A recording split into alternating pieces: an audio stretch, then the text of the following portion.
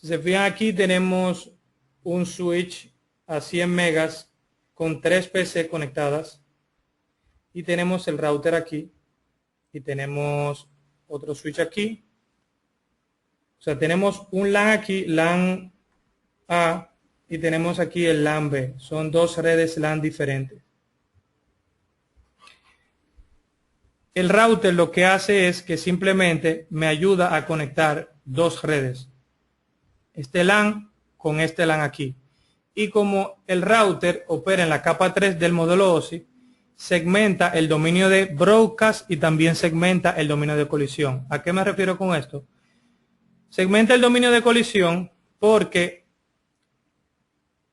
si este puerto del router es a 100 megas y este puerto del router es a 100 megas también, entonces este router aquí va a transmitir a 100 megas para acá con este switch y va a transmitir a 100 megas para acá con este switch aquí también.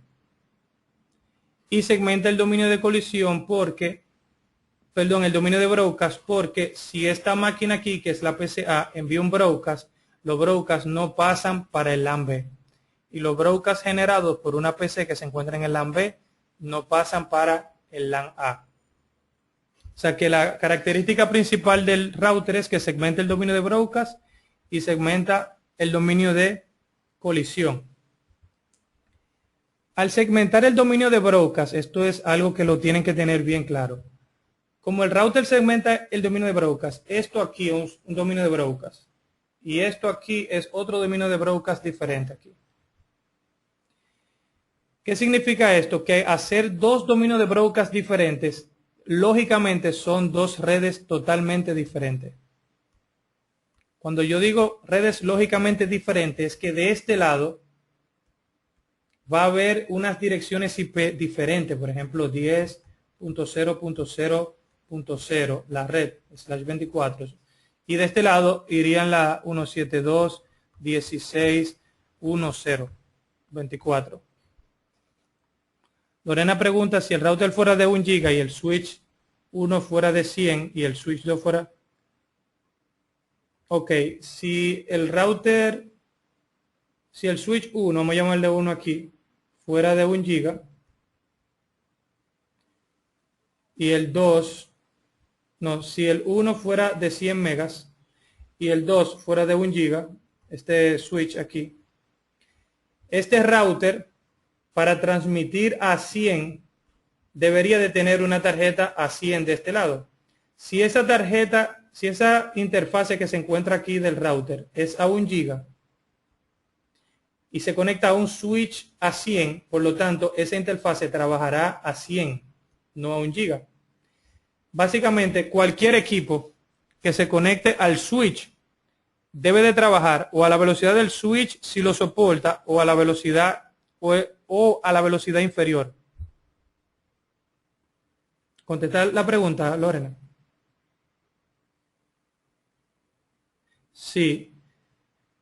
En el caso de que el router tuviese una interfase a 100 aquí y una interfase a 1 giga aquí, transmitiría 100 por aquí y a 1 giga por aquí, efectivamente.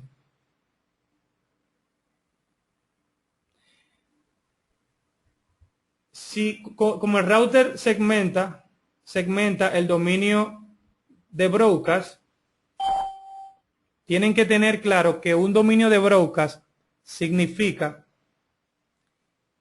una red lógica diferente. Es decir, de este lado, lógicamente, es una red y de este lado, lógicamente, es otra red. ¿A qué viene esto? Vamos a poner el caso hipotético para que entiendan bien lo que es el dominio de broadcast y una red lógica. Voy a borrar la pizarra. Imagínense que yo quito ese router de ahí. Y en vez de yo conectar esas dos redes, yo la conecto, en vez de yo conectarla a través del router, yo la conecto directamente con un cable UTP de un switch a otro. Yo tengo aquí un dominio de colisión y otro dominio de colisión. Eso es un dominio de colisión aquí. Eso es otro dominio de colisión y eso es otro dominio de colisión y eso es otro dominio de colisión. Yo tengo 1, 2, 3, 4, 5, 6, 7 dominios de colisión. Pero yo tengo un solo dominio de broadcast. Si no existe si no existe el router, si no estuviese el router.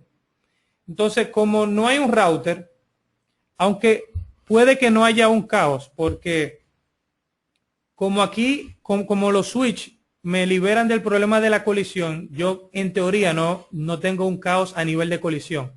Sí puedo tener un caos a nivel de broadcast, de que tengo demasiado broadcast, porque tengo muchas PC y en la red mía hay demasiado broadcast, entonces tendría mucho tráfico de control de un lado para otro y en todos lados de broadcast.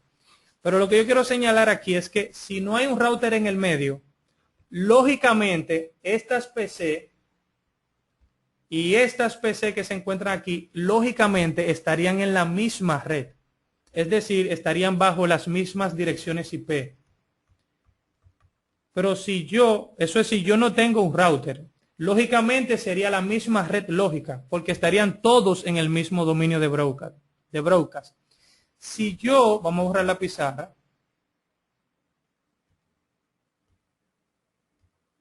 Si yo ahora instalo el router, entonces significa que yo divido el dominio de broadcast. Tengo un dominio de broadcast 1 aquí y dominio de broadcast 2. Entonces, al yo tener dos dominios de broadcast, yo tengo dos redes lógicas. Esta es una red lógica y esta es una red lógica. Aunque físicamente se encuentren en el mismo sitio, si yo la conecto con un router, ambas redes son lógicamente diferentes.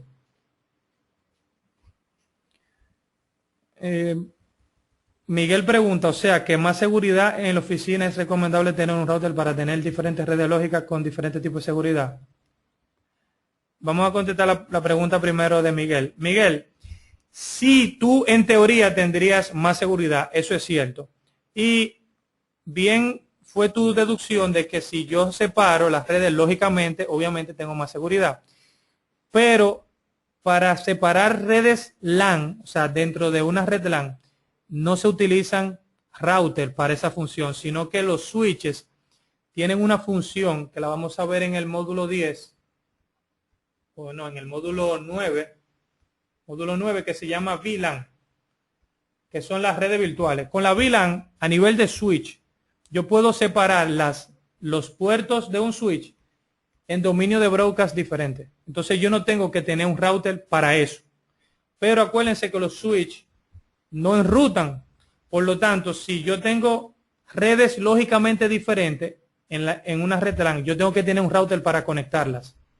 Porque no quiero que se me confundan ahora, pero el punto es que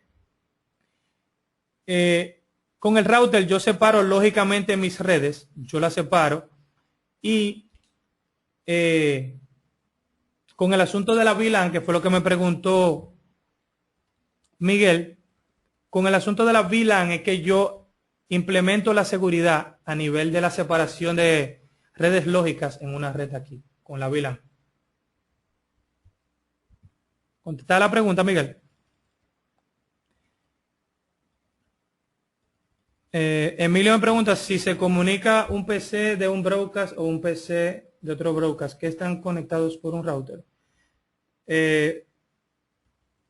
Emilio, los routers no reenvían el tráfico de broadcast. Si la PCC envía un broadcast, como el switch no segmenta el dominio de broadcast, ese broadcast le llega a B y le llega a A, pero no pasa hacia este segmento de red porque el router no deja que el broadcast pase para acá, ni viceversa. ¿Respondida la pregunta, Emilio?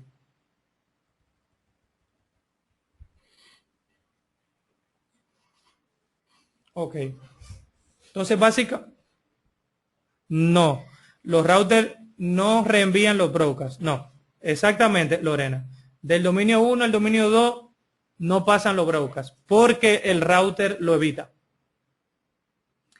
Pero el router lo evita porque segmenta dominio de broadcast diferente. Y donde está el kit del asunto es entender que un dominio de broadcast es una red lógica diferente. O sea, que este dominio aquí, lógicamente es diferente a este de aquí. Y por lo tanto, como son redes lógicas diferentes, tengo que ponerle direcciones IP aquí de un tipo y dirección de IP de otro tipo aquí. Eso lo vamos a aprender en el módulo 3 cuando estemos estudiando la parte de subnetting y el protocolo TCP/IP más a fondo.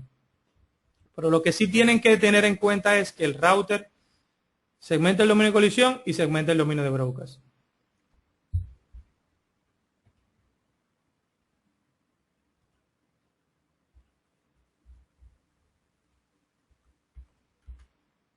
Miren un router físicamente aquí. Este es un router de la serie 2800. El router es un equipo, es una computadora común y corriente, pero en un chasis rack mount de una U. Normalmente son de una U. Y fíjense las interfaces que tiene. Este router tiene múltiples interfaces de diferentes tipos. Tiene interfase Ethernet, interfase de voz sobre IP, FQO, FQS. Pero básicamente en una de estas interfaces, que son las Ethernet, uno lo conecta al switch. Y físicamente así luce un router.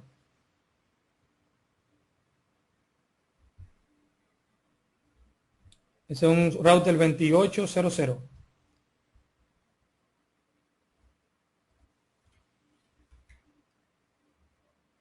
Miren un diagrama general de cómo, donde uno ve más clara la función de los routers Cisco.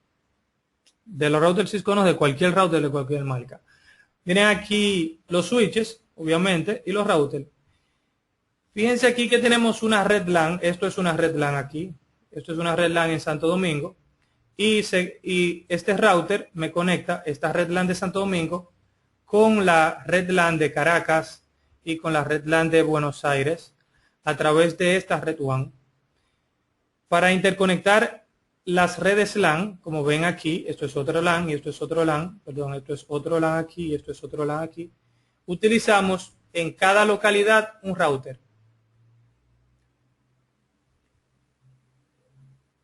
Y el router, obviamente, a través de esta red WAN nos interconecta.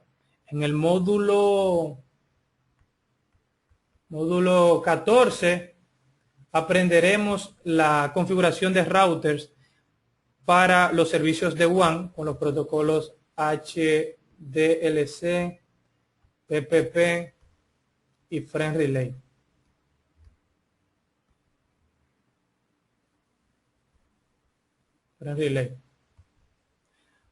¿Entienden? ¿Tienen claro cuál es la función de los routers y cómo viéndolo aquí en el diagrama, dentro del engranaje de equipo, dónde se colocan y para qué sirven? ¿Tienen alguna pregunta al respecto?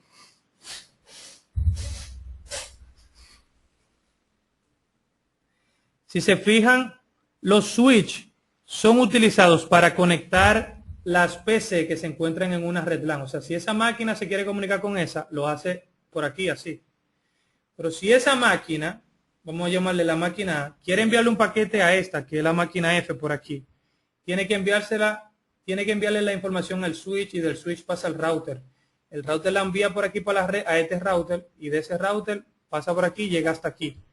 Pero quien toma la decisión de cómo se llega de aquí a aquí es el router. El router es quien busca la mejor ruta para que el paquete que envíe esa máquina llegue aquí de la manera más rápida y de la manera más eficiente. Ese es el sentido, el porqué de la existencia de los equipos llamados router. ¿Alguna pregunta?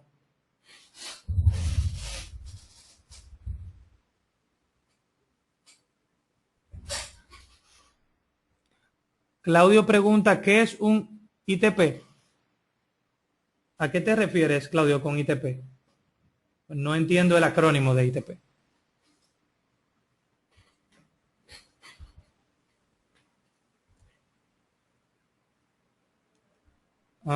Déjame ver. Voy a borrar la pizarra.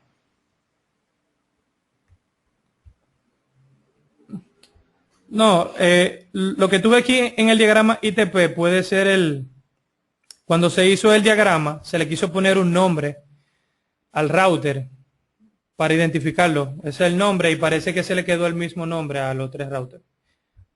Eso simplemente es un nombre, no es un tipo de router ni nada.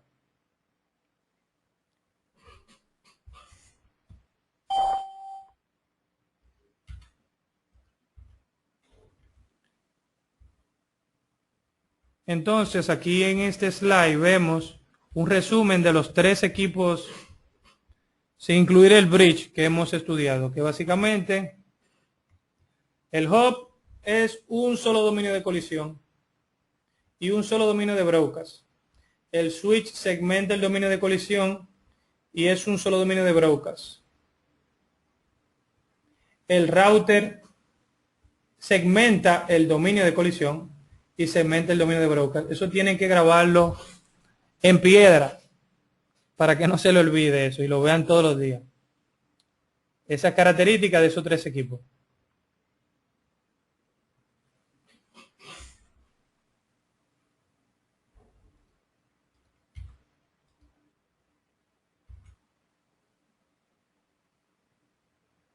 Vamos a examinar este diagrama para... Claro, claro. O en una pared por donde uno pase diario.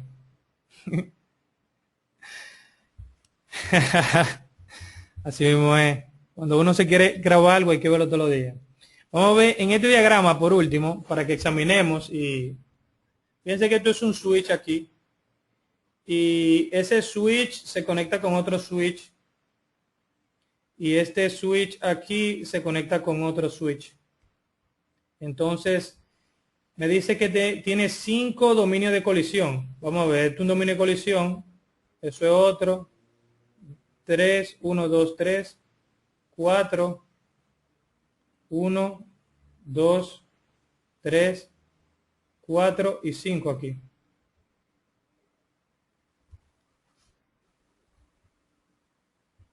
Cinco dominios de colisión. Y tiene un dominio de broadcast. Todo esto pertenece al mismo dominio de broadcast. ¿Está claro eso? ¿Quién tiene duda al respecto?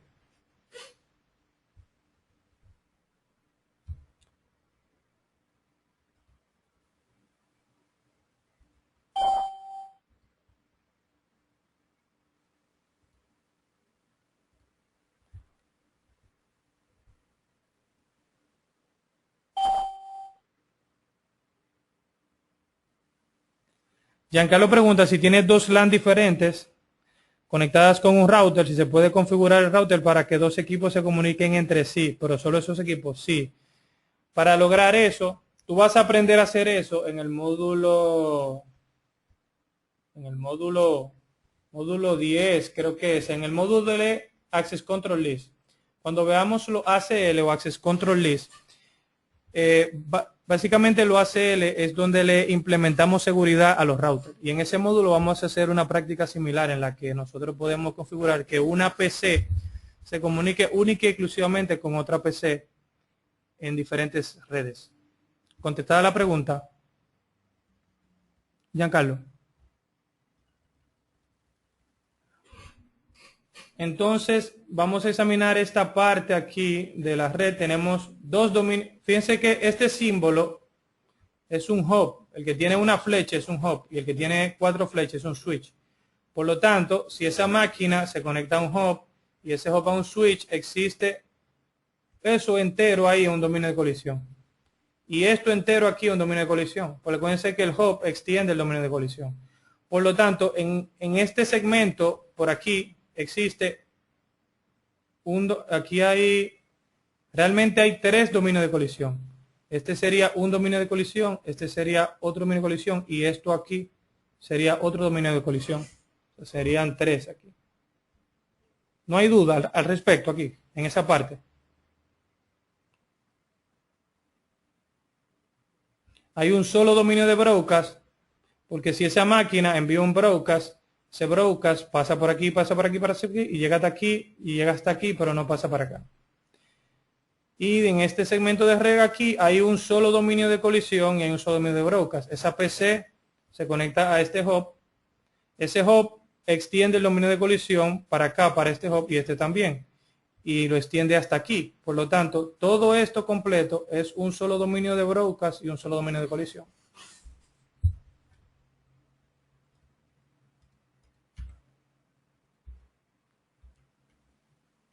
Vamos a ver un concepto un concepto en red que se llama la topología. La topología es la forma en que se interconectan los equipos en una red, tanto física como lógica. Entonces tenemos la topología física y la topología lógica. Eso incluye tanto la cablería física como el modo en que se transfiere la información. Tenemos entonces básicamente 4 tipos de topología física, que son bus, anillo, estrella y estrella extendida, y malla, son 5. Vamos a ver la topología backbone, que es la topología bus. En esta topología, cada máquina se conecta a un cable. Eso era en los tiempos en los que no había un hub. Como no había un hub, lo que se tiraba un cable y cada máquina se conectaba al cable con un conector que se le llamaba conector vampiro. Y ese conector vampiro mordía el cable y a través de ese cable se realizaba la transmisión de la información. Si el cable se rompe, entonces nadie puede transmitir. O sea, el cable hacía la función de hub, básicamente. Esa es la topología bus.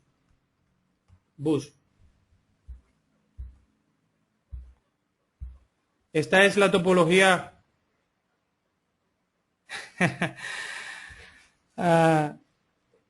no era tan cierto lo de las 5 horas, pero realmente no llevo contado el tiempo. ¿Cuántas horas tenemos en esta pequeña charla? ¿Alguien me puede decir? 2 horas.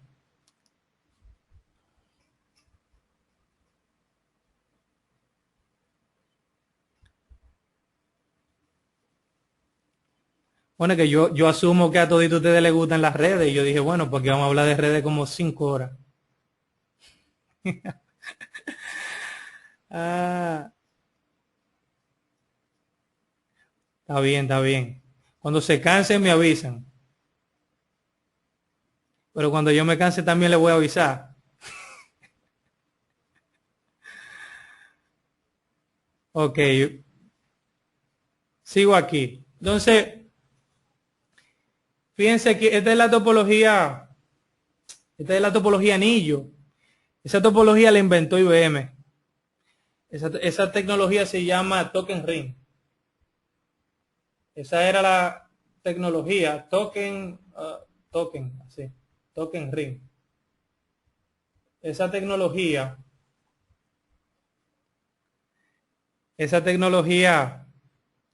competía contra Ethernet, pero básicamente murió porque no era barata y la velocidad máxima de transmisión llegó a ser de 16 megas. Cuando en la actualidad con Ethernet podemos tener 10, 100, 1 giga y 10 gigas en el LAN. Entonces en la topología anillo cada máquina se conecta con el adyacente. Y si se rompe el cable aquí, entonces simplemente se pierde la comunicación entre esas 2 máquinas, pero el token puede venir por aquí. Esa era la ventaja que tenía la topología anillo frente a la topología bus, que la bus se rompe el cable y se cae todo el mundo. Aquí se rompe un cable y se van 2 máquinas que se encuentran adyacentes, pero se comunican a través del otro lado del cable. Esa es la topología anillo. Ni la topología bus ni la topología anillo se utilizan en la actualidad. La que se utiliza en la actualidad es la topología estrella, porque yo conecto las PC a un punto central y ese equipo puede ser tanto un hub como un switch. Entonces, esa es la topología que se utiliza actualmente. La desventaja que tiene es que si se daña el hub o el switch, entonces se cae la red completa.